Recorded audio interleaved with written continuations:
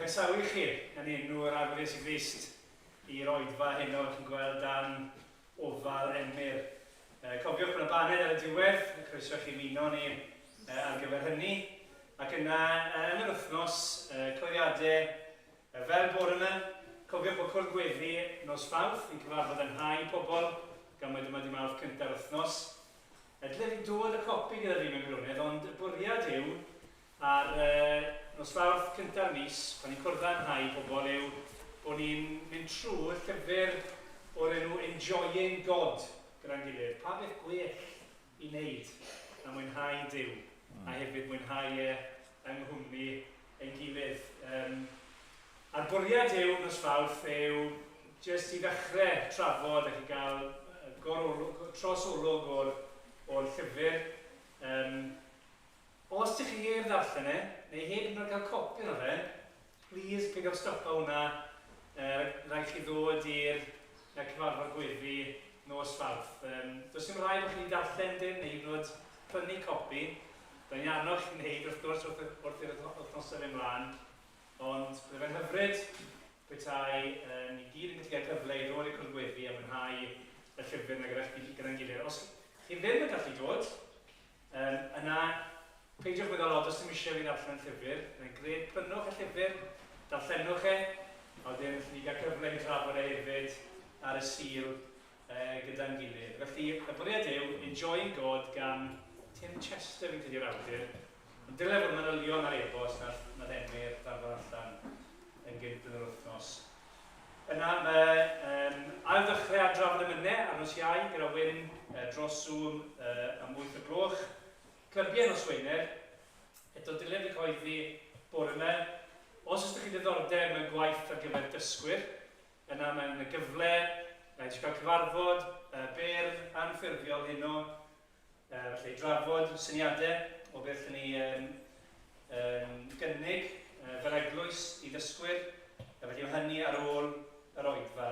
Eto, os chi'n gallu helpu sy'n nesaf yn y Tabernacl, yna rhowch eich enw i Liz, ac yna mae Castel y Mis yn mynd at waith UCCF, y gwaith yn debyg snogol yn y colegau a phrifysgolion. Felly cofiwch am hynny ar gyfer mis Hydref. Dyna'r coediadau, newn ni droi'r Dduw mewn gweddi. Arglwydd Dduw, ni'n diolch yn fawr i ti bod gyda ni y Dduw sydd yn holl a lluog, yn Dduw sydd yn ddoeth, yn wir, mae'n doethineb ni yn ffylineb i gymharu y ddoethineb di. Ni'n diolch ti bod ni'n dod at un sy'n nabod pob un ohono ni, sy'n gwybod bob peth am bob un ohono ni. Arglwydd, ni'n diolch i ti bod ni'n dod at un sydd yn derbyn ni fel un ni. Ac o Dduw, ni'n gweddio heno gen i weld mwy ohono ti. Ac yn wir, byddwn ni oherwydd dy air di heno, oherwydd yr oedfa mae heno, yn dyfwynhau di. Ac wrth wneud hynny, wrth natur, yn dy ogonefu di, yn rhoi y glod i ti, y ti yn unig yn ei heiddi. Arglwydd, ni di ddelio ni heno, yn dyner, yn annwyl, yn gariadus. Ac arglwydd, tri ni fel bod ti'n creu ni fod yn fwy tebyg i'r Arglwydd Iesu Grist. O Dduw, ni diolch ti bod ni gallu dod yn ei enw i, yn ei gyfiawnder i, oherwydd yr hyn mae wedi gwneud troson ni. Ac arglwydd ni'n gweddio, byddwn ni, oherwydd yr oedfa mae heno, yn dyrchafu enw Christ. Arglwydd gydrygaro wrthyn ni. Defnyddia Emyr, ni'n cofio dy air di, sy'n cael ei bregethu ar hyd a lle'r ein gwlad ni. Arglwydd llwydda dy air di. Bydd y enw di gael ei ogoneithu, mwyn Christ. Amen. Amen. Diolch Rodri. Ni'n mynd i ganu dyn gilydd. Ni'n mynd i ganu rhif 65 yng Nghrymmal 2 yn gyntaf.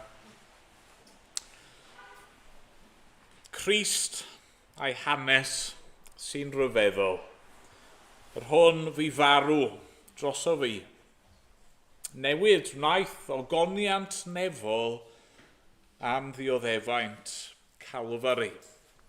Mae'r gan gyntaf yma'n sôn am Crist a be mae e wedi wneud, ac yn arbennig yr hyn mae e wedi wneud drosto ni, ac yn ein bywyd ni, yn sôn yn yr ail bennill am y ffaith bod ni ar goll a bod Crist wedi'n canfod ni, a yna yn sôn yn y pennill nesaf am yr ofn a'r gwendid ni'n profio, mae fe yn dod ac yn maddau, a'r dyddiau tywyll wedyn sy'n gallu dod, ond mae e yn gwmni i ni, ac hyd ddiwedd y daith, i ni'n gallu ymddiried ynddo fe. Ond na ni sefyll, na ni gan i mawl gyda'n gilydd.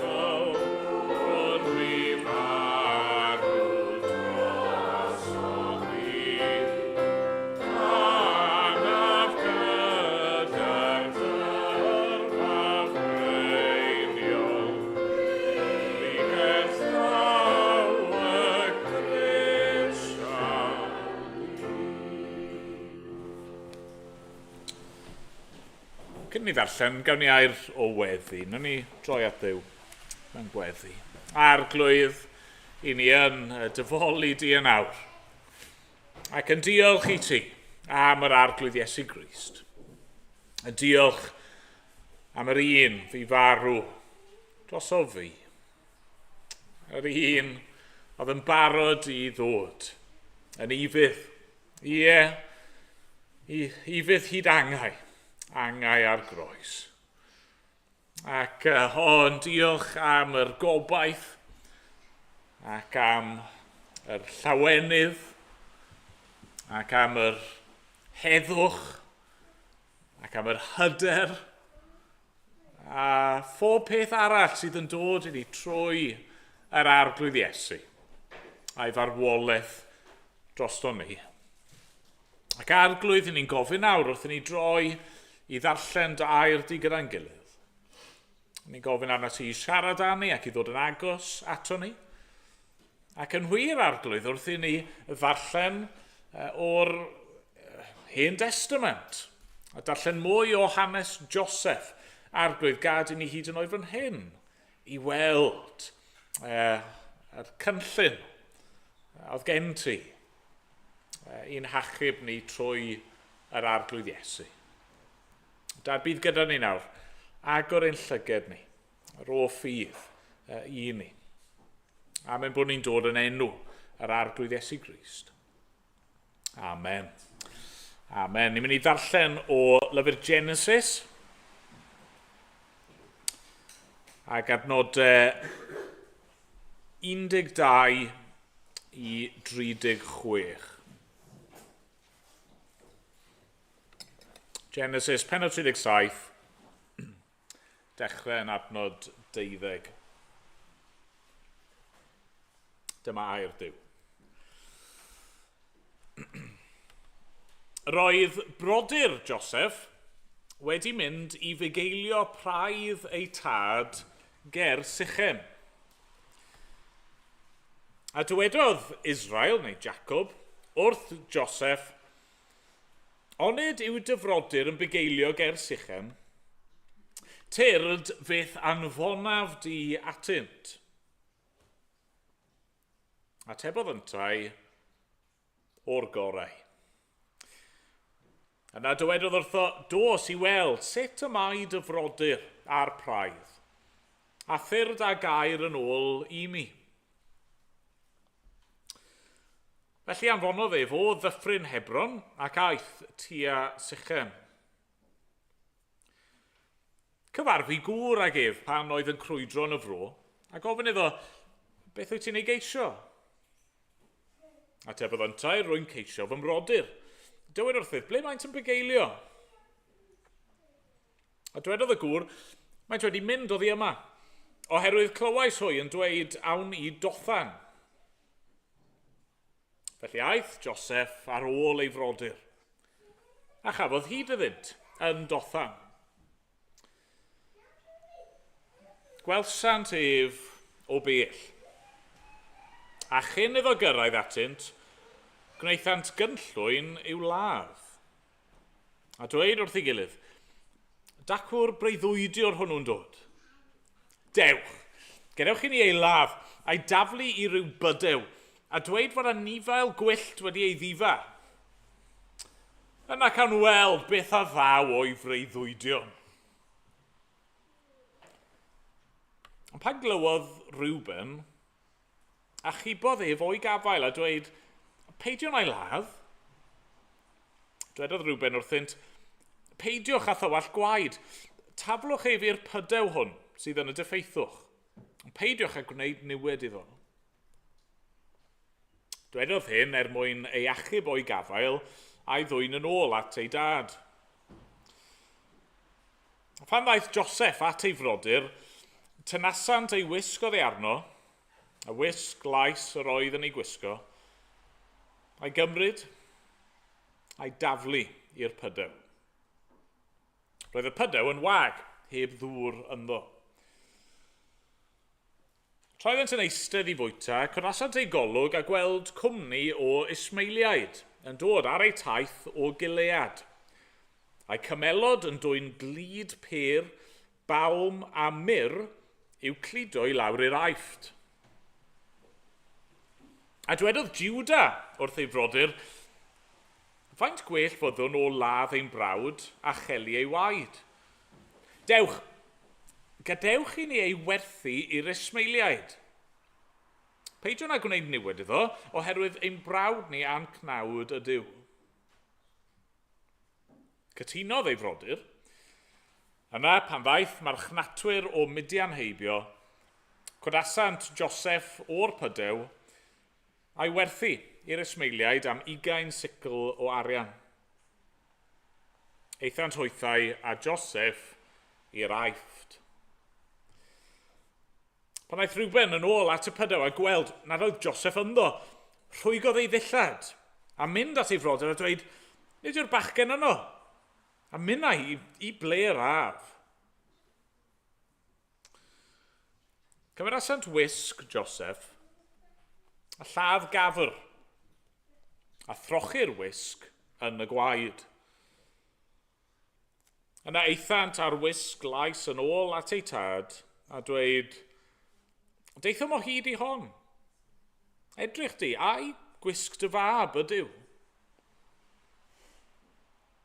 Fe'i hadnabu, a dwedodd, gwisg fy mab yw hi.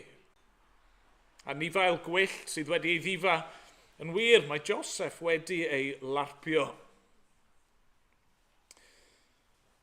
Yna rhwygodd Jacob ei ddillad a gwisgo sachliain am ei lwynau a galarodd am ei fab am amser hir. A daeth pob un o'i feibion a'i ferched i'w gysuro, ond gwrthododd dderbyn cysur. A dwedodd, mewn galar yr afinnau lawr i'r bedd at fy mab. Ac wylodd ei dad amdano. Gwerthodd y Midianiaid ef yn yr aifft i Potiffar, swyddog Pharo, pennaeth y gwarchodwyr. Amen. Amen. Diolch i Dduw am ei air. Ni'n mynd i ganu nesaf. O'r llyfr yma, rhif 229.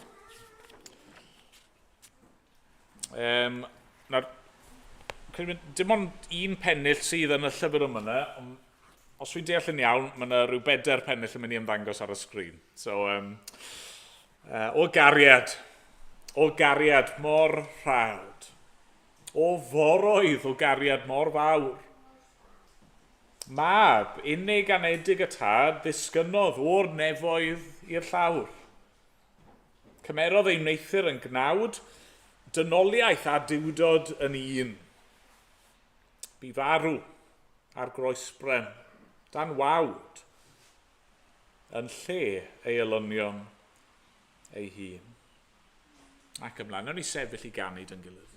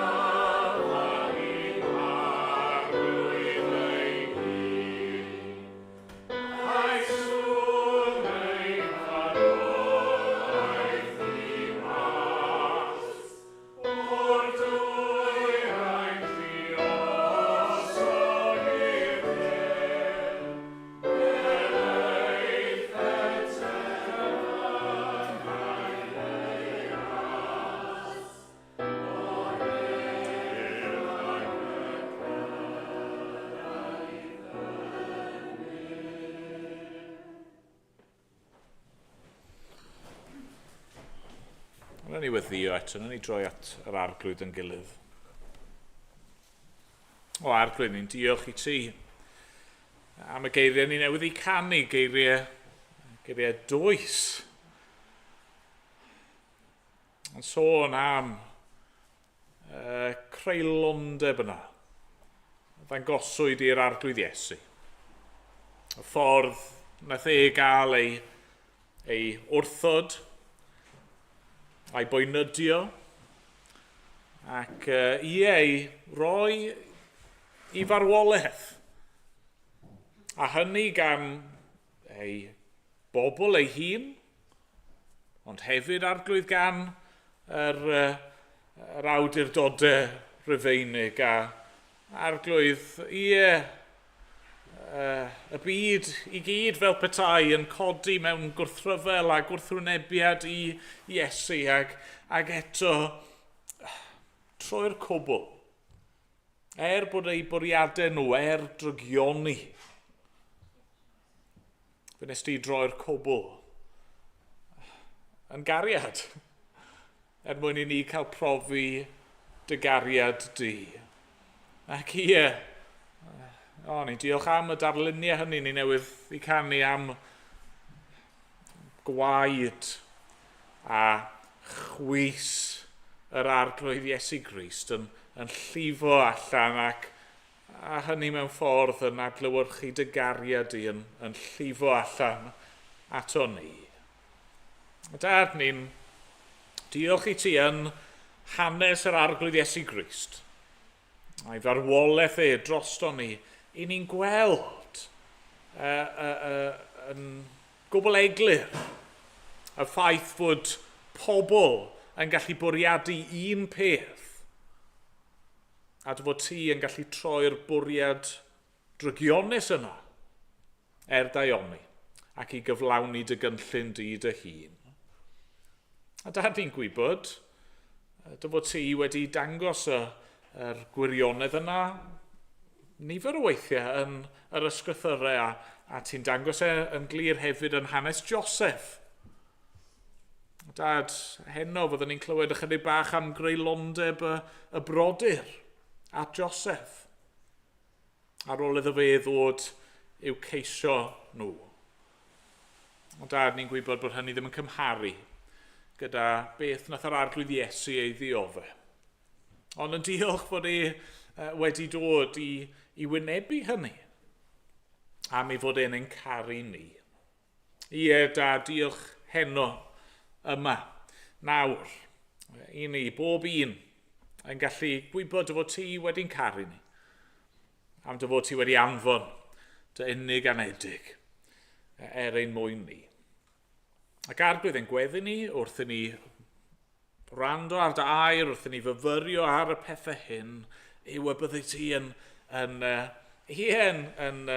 cyffroi ein cariad ni ato ti.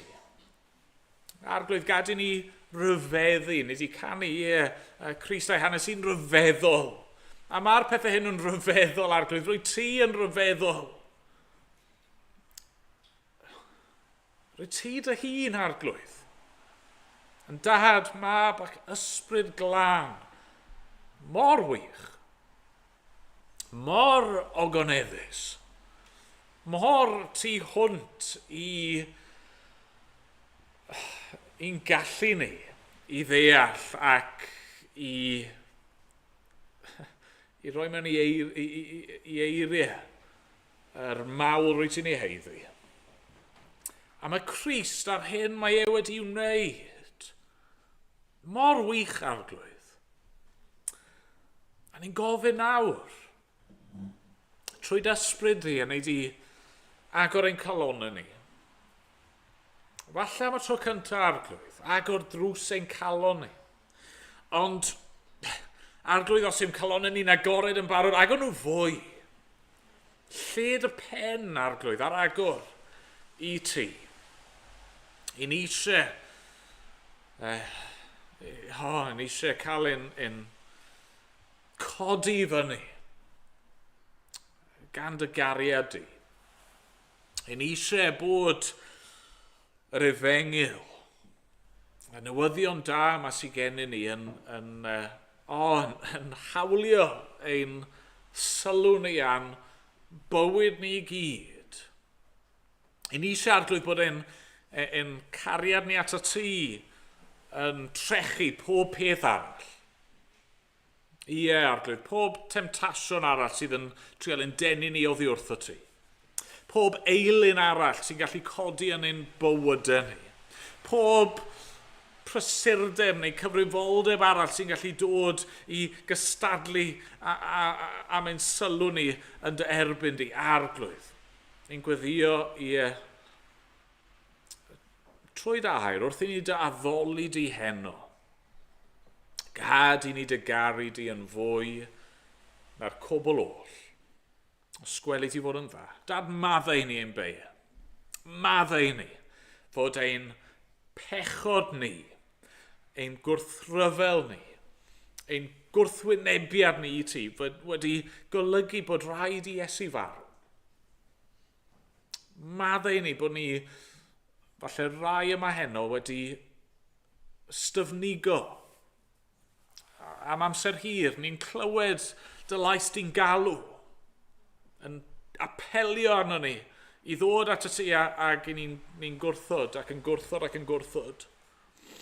Da'r maddau ni sydd yn credu, maddau ni bod ni yn gallu bod mor oer,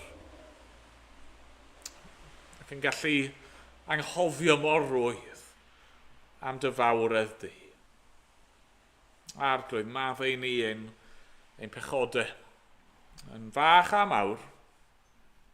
Diolch fel glywon ni bore yma, dy fod ti wedi gweithio yn ein calon ni. Ni'n gweddio bydde di yn cwblhau y gwaith da rwy ti wedi ddechrau yno ni. Arglwydd, ni'n dod felly ac i ni'n ceisio dy ogoniant di. Wrth i ni feddwl am ein dinas ni, ac wrth i ni feddwl am ein gwlad ni, ac wrth i ni feddwl am sefyllfa tywyll, ysbrydol y byd yma, a'r angen sydd. Wrth i ni feddwl am y ffordd mae pobl yn dy wawdio di, a'n troi oddi wrth y ti. Ni'n gofyn arglwydd, ni'n ceisio dy ogoniant. Ni'n gofyn arno ti i'n nerthu ni fel eglwys, a ni'n gofyn arno ti i godi cenhedlaeth newydd yn ein dydd ni, a ni'n cyflwyno dy bobl di. Ac yn gofyn arno ti nawr i wneud gwaith grymus. Arglwydd, ti wedi gwneud hyn yn y gorffennol. Rai yn ein plith ni wedi cael ein cyffroi yn cael clywed hanesion yn ddiweddar a gweld yr hyn ti wedi wneud yn y gorffennol mewn diwygiadau yn ein gwlad ni. A Dad, yr un dew o'i ti. Dangos dy nerth arglwydd, ysgweli di fod yn dda. Dad, bydd gyda ni nawr, ni'n dod yn ostyngedig er dyfron di. Yn enw'r arglwydd Iesu. Amen. Amen. Ganon ni o'r atodiad. Rhif 33 yn yr atodiad. Ni o'n paham fod gwrthrych mawl angylion yn rhoi ei fryd ar achub dynol rhyw. Pam bu i'r bugail geisio yr afradlon i'w gyrchu adre nôl i gorlan Duw. Ac ymlaen, nawn ni sefyll i ganu.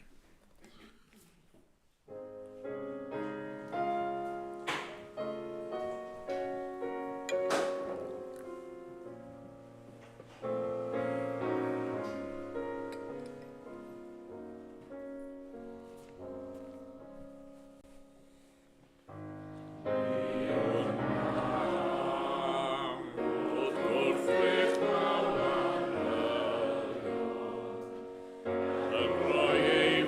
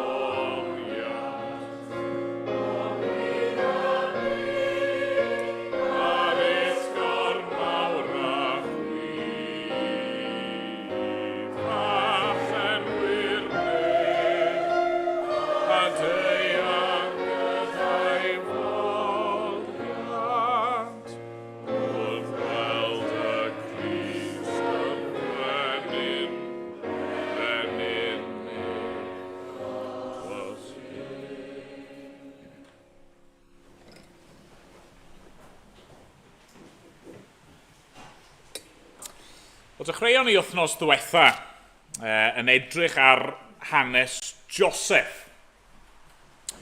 A be nes i drio cyfleu oedd mai y ffordd gorau i ni ddarllen a deall hanes Joseph yw ei weld fel cysgod, rhywbeth sydd yn paratoi'r ffordd neu'n pwyntio ymlaen at yr arglwydd Iesu Grist. A mae yna lot o esiamplau o'r math yma o beth yn yr Hen Testament, achos mae'r holl ysgrythyr yn siarad yn y pen draw am Grist. A felly, bod yn ei hanes fan hyn, hynny yw, wnaeth e wir ddigwydd, dwi ddim jyst yn stori, dwi ddim jyst yn darlun, mae'n hanes, ond fe wnaeth Duw ar yr un pryd trefnu digwyddiadau a goruwch lywodraethu dros bethau fel bod yr bobl yma a'r digwyddiadau yma yn dangos rhywbeth o flaen llaw am yr arglwydd Iesu. A pwy fydda fe a beth fydda fe yn cyflawni.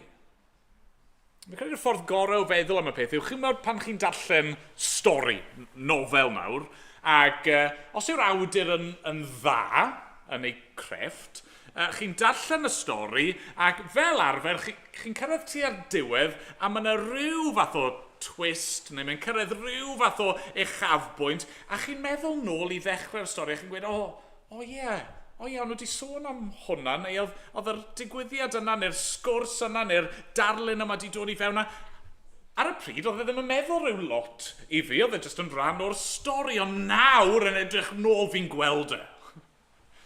Ac yna, chi'n gallu mynd nôl a darllen trwyddo fe eto, chi'n gwerthfawrogi'r stori cymaint yn fwy, yn dydych chi? Chi'n darllen e eto, chi'n gweld rhywbeth mwy eto, a fel na ma'r ysgrythyr.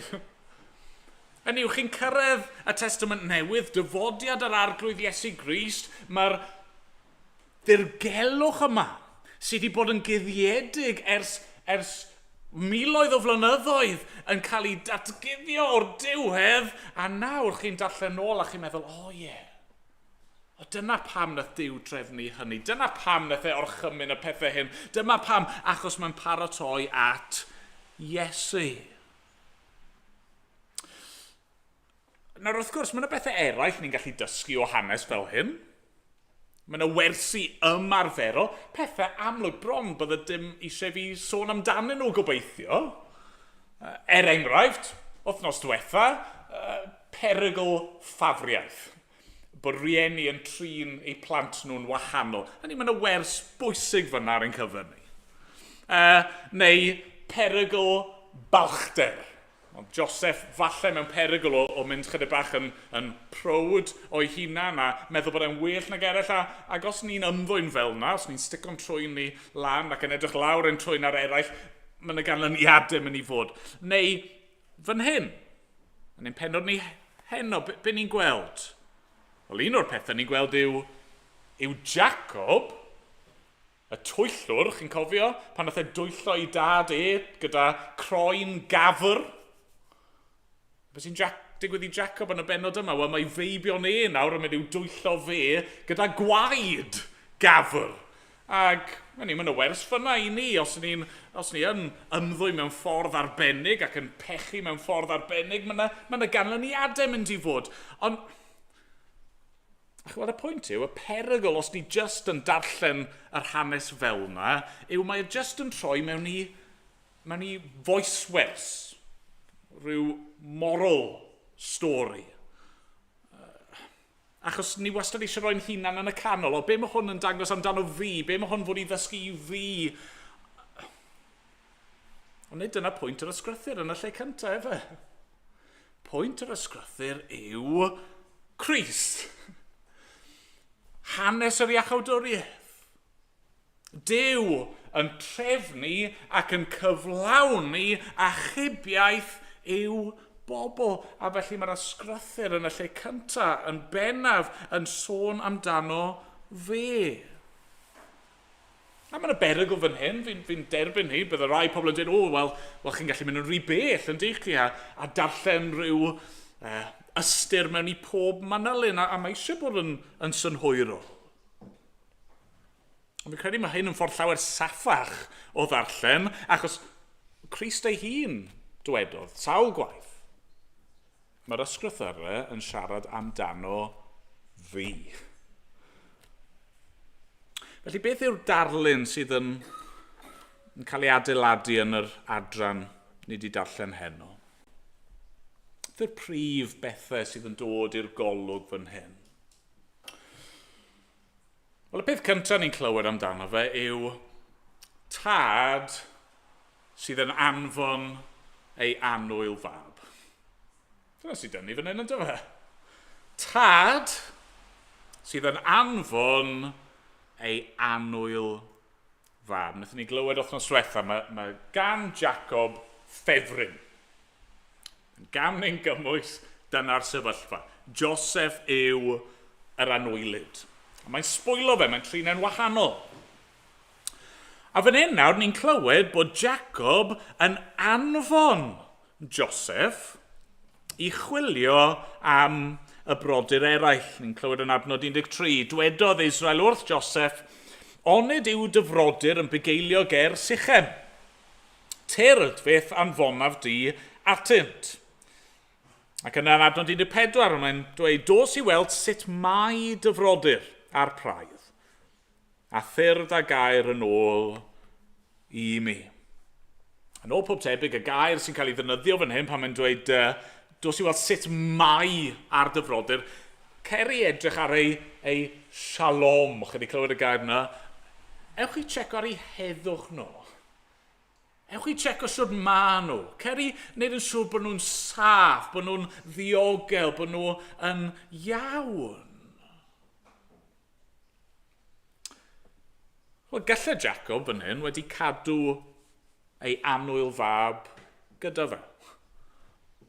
Oedd e'n gwybod am yr tensiynau, fi'n siŵr. Os nag oedd e'n hollol fall, bydde fe'n gwybod bod yna gwmpo mas rhwng y brodyr, bod y brodyr eraill ddim yn gallu dweud gair da am Joseph. Falle ddim yn syniad da I anfon Joseph atyn nhw. Oedd e'n gwybod hefyd yn doedd am yr peryglon o anfon Joseph ar ei ben ei hun. I ardal Sychem. Ni wedi clywed am Sychem yn barod, ardal peryglus. Gallai unrhyw beth fod wedi digwydd i'w fab annwyl, ond fan hyn, be ni'n clywed yw bod y tad yn anfon ei annwyl fab. A mae rhaid I ni ofyn, a fydde fe wedi gwneud hynny os oedd e'n gwybod beth fydde yn digwydd? A fydde Jacob wedi bod yn barod I anfon Joseph os oedd e'n gwybod ymhen ychydig bach bydde'r brodyr eraill yn dod nôl ato fe a'r cwbl bydde ganddyn nhw I ddangos iddo fe yw'r got yma sydd yn goch gan waed. Os chi'n edrych ar ddiwedd yr adran ddarllenon ni. Ni'n clywed am ymateb Jacob yn dyn I rwygodd ei ddillad a gwisgo sachliau am ei lwynau a galarodd am ei fab am amser hir. Daeth pob un o'i feibion a'i ferched I gysuro gwrthododd dderbyn cysur a dwedodd mewn galar yr addunau I lawr i'r bedd at fy mab ac wylodd ei dad amdano. Bysa Jacob wedi anfon ei fab yn gwybod yr hyn oedd yn mynd I ddigwydd? Sa'n siŵr. Felly nag yw e nawr hyd yn oed yn fwy ryfeddol pan ni yn meddwl ymlaen i'r hyn y bydde Duw y tad yn ei wneud. Achos be mae'r ysgrythur yn dweud yw fod Duw y tad yng nghyflawniad yr amser wedi anfon ei fab.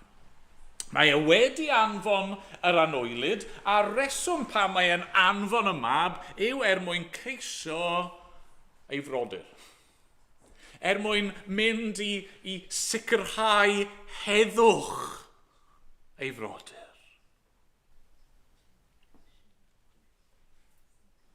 Yn rhagwyddoldeb, cyn llunio'r byd, cyn lledu'r nefoedd wen, trefnwyd ffordd i achub. Dyma Duw yn ymgynghori a fe ei hun fel tad, mab ac ysbryd glân. A dyma yna gynllun yn cael ei threfnu. Ffordd i achub pobl o ddim eto wedi cael ei creu. A byddai'r ffordd yna yn golygu fod y tad yn anfon y mab i achub. A mae'n ddirgelwch fan hyn. Hynny, mewn un ystod ni ddim yn gallu deall y pethau hyn. Yr argraff yw, pan ni'n trial roi at ei gilydd yr hyn mae Duw wedi ddatguddio, yw bod yna rhywbeth addas iawn yn beth sy'n digwydd fan hyn. Hynny yw, mae Duw yn cyflwyno ei hun i ni fel trindod, fel un Duw mewn 3 pherson. Tad sydd yn hollol dduw, y mab sydd yn hollol dduw, a'r ysbryd glân sydd yn hollol dduw, ac eto bod y drefn yma, fel petai'n yn adlewyrchu reality Duw ei hun, bod y mab yn dragwyddol yn cael ei genhedlu gan y tad. Yn ddi-ddechrau a di-ddiwedd, mae e fel petai'n deillio o'r tad. Ddim bod e'n cael ei greu, ond bod y mab fel petai'n deillio o'r tad. Ni ddim yn gallu deall hyn. Ond eto, yr awgrym yw fod yna rhywbeth addas iawn yn hyn, bod y tad yn trefnu cyn bod amser i anfon ei fab.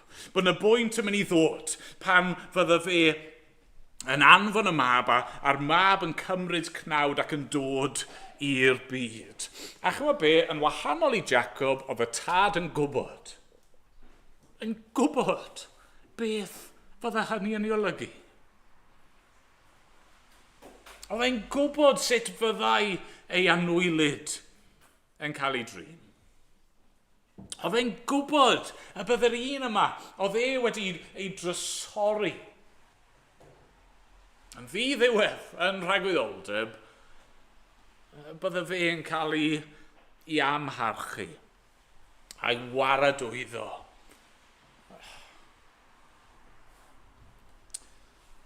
Mae rhywbeth ofnadwy am hynny, yn does? Os oes yna rhywbeth ni'n caru, neu rhyw un ni'n caru, a dyw pobl ddim yn gweld e, ddim yn gwerthfawrogi e, neu pobl yn ei dinistrio fe. Mae ddim yn torri'ch calon chi, yn dydy? Mae rhywbeth mor werthfawr i chi, ac mae rhywun falle jyst i meddwl mae sbwriel yw a taflu yn y bin, neu mae yna rhywun sy'n mor werthfawr a mae pobl yn gweud pethau ofnadwy amdano nhw, mae'n torri'ch calon chi. Mae'r tad yn gwybod beth sydd yn gwynebu ei fab. Mae'n gwybod am yr profiad erchyll yna wnaethon ni ganu amdano fe'n gynharach, bydde fe'n gwynebu ar y groes trwy ddwylo dynion, ond mae'r tad yn gwybod hefyd y bydd ei hun yn cosbi. Y bydd ei hun yn cael ei wahanu oddi wrth ei fab, wrth roi cosb a heiddiant pechod o ddynoliaeth arno fe.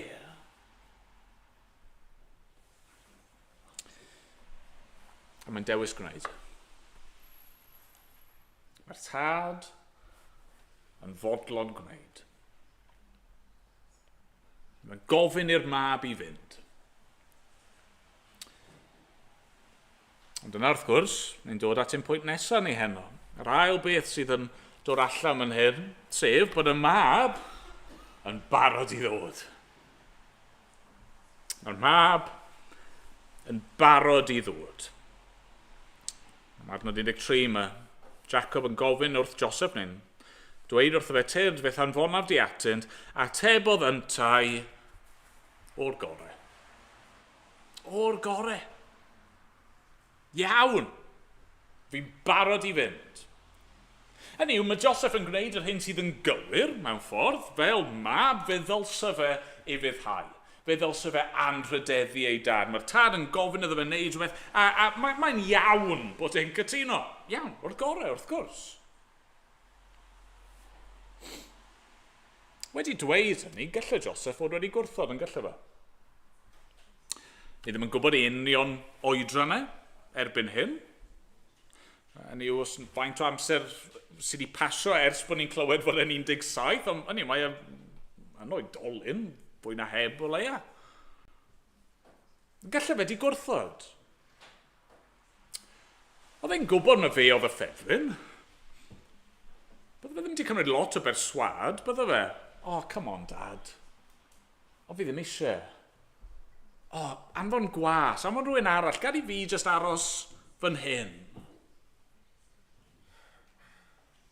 Gallai y breuddwydion oedd Joseph di cael, y ffaith oedd e'n gwybod bod e'n mynd i cael ei ddyrchafu, a'r gogoniant yno oedd o'i flan.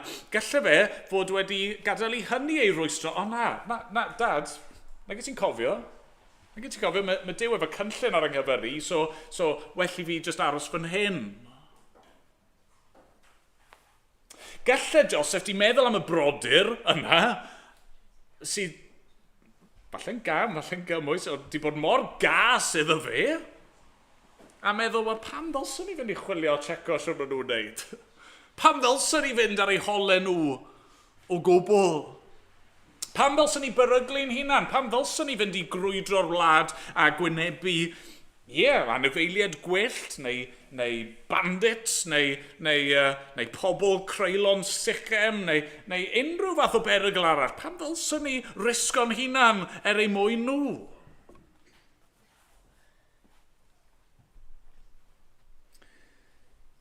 Nid dyna sy'n digwydd efo. Mae'n dewis mynd. O'i wirfodd. Mae'n dweud o'r gore. Ar eto, gallwn ni ofyn. A fydde fe dal wedi dewis mynd? Os oedd e'n gwybod beth oedd o'i flan? Os oedd e'n gwybod bod e'n mynd i gael i afel ynddo gan y brodyr, a bod nhw'n mynd i rwygo neu tynnu o leia y dilledyn gwerthfawr yna oddi arno fe a'i daflu mewn i pydew. A fydde fe wedi mynd os oedd e'n gwybod mae instinct cynta'r brodyr oedd trial i lafe. A fydde fe wedi mynd os oedd e'n gwybod bod e'n mynd i gael i gaethiwo, a'i werthu, a'i gymryd i wlad bell.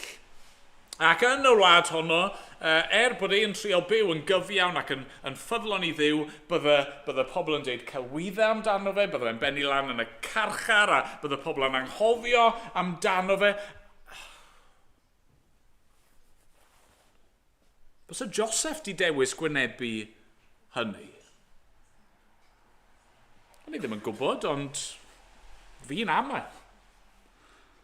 Bysa ni ddim yn di dewis hynny. Bysa chi? A felly unwaith eto, nag yw'n rhyfeddol i feddwl am yr arglwydd Iesu Grist. Y mab tragwyddol a'r hyn mae wedi wneud. Mae wedi dewis dod. Ydy mae'r tad yn gofyn iddo fe, ond mae'r mab yn dewis i fyddhau. Mae wrth ei fodd yn ei fyddhau. A mae'n gwybod yr hyn sydd o'i flan. Mae'n gwybod yr hyn sydd o'i flan. Gallai fe fod wedi dewis aros lle oedd e. Ni'n darllen y dyn amdano fe fod mae Chris yn sôn am y gogoniant oedd ganddo gyda'r tad. Gallai fe fod wedi dweud na, anfon rhywun arall. Anfon angel. Anfon rhywun yn fy lle i. Fi'n rhy bwysig. Gallai fe fod wedi dweud, O, maen nhw wedi troi cefn arno fi. Pam ddylsyn ni fynd â'i ceisio nhw? O na, mae'n dewis dod. Mae'n dewis dod, a mae'n gwybod yr hyn sydd o'i flaen. Mae'n dewis ymwadu â fe ei hun. Ni'n clywed bod wedi gwaghau ei hun o'i ogoniant, a'i fod wedi dod ar ffurf gwas. Fod wedi dod gan wybod popeth fydd yn digwydd iddo fe. Diodd efo'n llawer mwy na wynebodd Joseph. Wrth iddo fe ddod i'r byd a chymryd cnawd, wrth iddo fe ychwanegu dyndod at ei ddiwdod, wrth iddo fe ddod i ganol y byd tywyll yma, oedd e'n gwybod. Oedd e'n gwybod bydde fe yn cael ei wrthod gan ei bobl ei hun. Oedd e'n gwybod bydde fe'n cael ei fradychu gan un o'r rai oedd agosaf ato fe. Oedd e'n gwybod a bydde fe yn cael ei wawdio a'i watwar, a nid just cael ei ddillar ei cymryd oddi wrtho fe, a'i daflu mewn i cell neu yn y pen draw cael ei roi mewn bedd nath e. Mynd i'r groes. Cymryd cosb ein pechod arno fe ei hun, dewis diodd e yn ein lle, ac i roi ei fywyd i lawr drosto ni. Mae'r mab wedi dewis dod, oedd e'n barod i ddod. Dyna mae'n un peth ola yn does. Ni wedi gweld yn barod yn yr hanes, ond mae'n codi ei ben yn amlwg iawn fan hyn. Y brodyr sydd yn ei wrthod. Y brodyr sydd yn ei wrthod. A pam fod yr hanes yma'n digwydd o gwbl? Pam fod pethau'n digwydd fel y maen nhw? Wel, maen nhw'n digwydd oherwydd casineb y brodyr. Ydy mae'n rhan o gynllun Duw, ac ydy mae e'n goruwch lywodraethu, ac eto mae'n y gyfrifoldeb gennym ni fel pobl am y ffordd i ni'n byw, a y reswm mae'r pethau mae'n digwydd i Joseph yw oherwydd drygioni y brodyr. Maen nhw'n trial i ladd maen nhw'n gweld e'n dod, maen nhw'n nabod oherwydd y gwisg sydd ganddo fe, a chi'n clywed be maen nhw'n dweud, adnod 20, adnod 19, sori. Dacwr breuddwydiwr hwnnw'n dod. Dyna sy'n maen nhw'n meddwl amdano fe. Y breuddwydiwr. Dewch, gadewch i ni ei ladd a'i daflu i ryw bydew, a dweud fod anifal gwyllt wedi ei ddifa, yna cawn weld beth a ddaw o'i freuddwydion. Ni'n mynd i reidd yn y peth fyna, ydy ni'r cenfigen. Maen nhw'n trio rwystro yr hyn oedd Joseph wedi freuddwydio rhag dod yn wir. Maen nhw'n meddwl bod nhw'n gallu stopio fe trwy naill ei ladd neu yn y pen draw trwy ei werthiau i gaethiwyd. Ac mae'n gallech chi ddweud, wel, mae Reuben yn camu fewn mwyn trial peidio cael wedi ladd.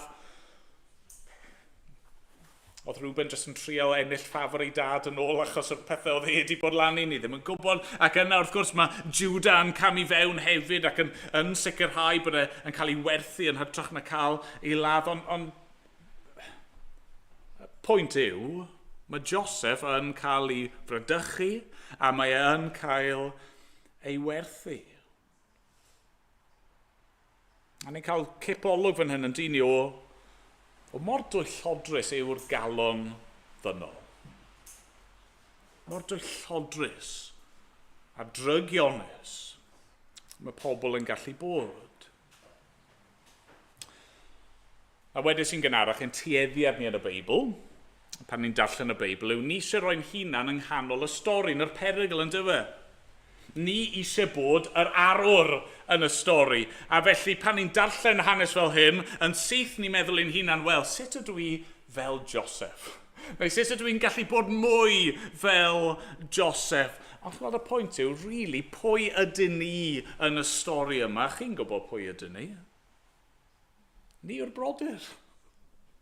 Ni yw'r brodyr. Ni yw'r rai sydd eisiau bod yn ben. Ni yw'r rai sydd ddim eisiau gweld Duw yn reoli. Ni eisiau reoli ein bywydau ni. Ni yw'r rhai sydd wedi troi cefn ar yr arglwydd. A felly nag yw yn ryfeddol fod Duw wedi trefnu ffordd i achub rai fel ni. Fod y tad wedi anfon ei fab i achub rai fel ni. Fod y mab wedi dewis dod mwyn achub rai fel ni. Chi'n weld yn pechod ni nath anfon yr arglwydd Iesu i'r groes. Dyna pam oedd rhaid iddo fe ddod. Ni'n darllen fod wedi dod i'w gynefin ei hun a ni dderbyniodd ei bobl ei hun mohono. Gafodd ei fradychu ag i gymryd gan y Rufeiniaid a'i ladd mewn ffordd ar y groes oedd y byd i gyd wedi troi yn ei erbyn. Ni'n clywed yn dyn ni fod ar ysgrif uwch ei ben y geiriau gwawdlyd yna, Iesu, brenin yr Iddewon, a maen nhw wedi sgwennu yn yr tair iaith mawr y dydd. A mewn ffordd yn crynhoi'r ffaith bod e wedi cael ei wrthod gan bawb. Ond fel fydd yn dod i'r amlwg yn hanes Joseph, oedd y brodyr wedi bwriadu hyn drwg, mae Duw yn mynd i droi e daioni. Oedd y brodyr yn eog o'r drygioni yma nath nhw gyflawni yn erbyn Joseph. Ac i ni'n eog. I ef ymhechod nath anfon yr arglwydd Iesu Grist i'r groes. Ond mae Duw wedi troi hynny daioni. Bod ni'r arweinwyr crefyddol, y Phariseiaid, yr ysgrifenyddion, o'n nhw'n meddwl, na ni roi taw ar Iesu Grist. Na ni stopio fe. A'r diafol ei hun wrth gwrs yn gweithio mwyn trial rwystro Iesu rhag cyflawni ei waith, yn meddwl, na ni gael gwared arno fe. Na, dyna'r union ffordd mae Duw yn achub.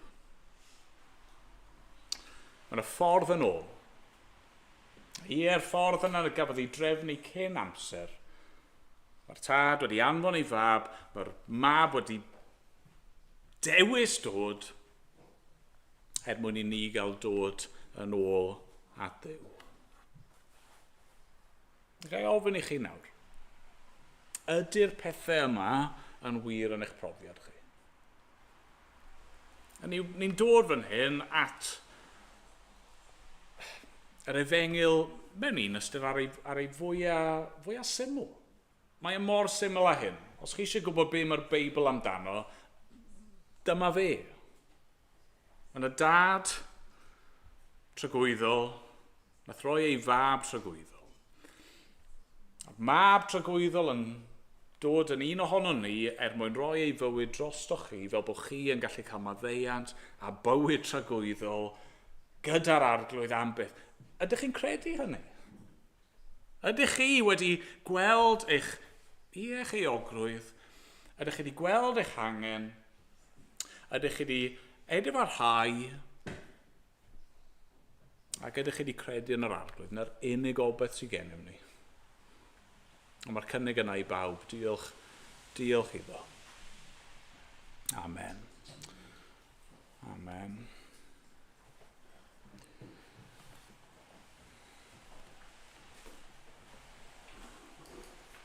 Yn mynd i ganu, wrth ni orffen, rhif 37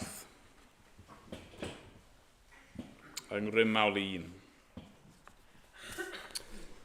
O'r nef y daeth fab dyn am, i'r byd yn dlawd heb feddi dim, i weini yn fwyn ar y gwan, ei fywyd, ei fywyd roes i ni gael byw. Ac yma, nhw'n ni sefyll i ganu.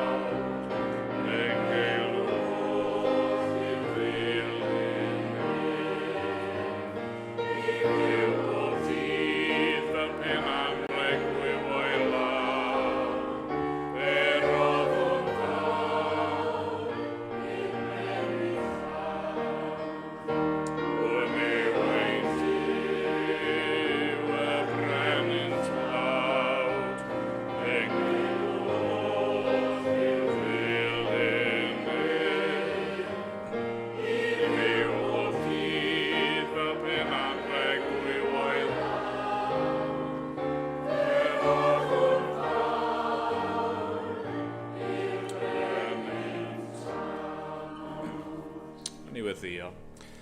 Dad, ni'n gwybod fod pob dydd yn anreg gen i ti. Mae'r ffaith bod ni yma heno o gwbl yn arwydd o dy amynydd di, o dy gariad ac o dy ras tuag ato.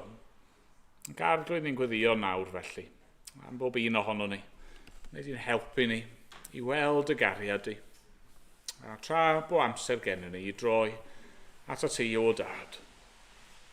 Derbyn yn mawl, a'n diolch i gyd. Yn enw'r arglwydd Iesu. Amen.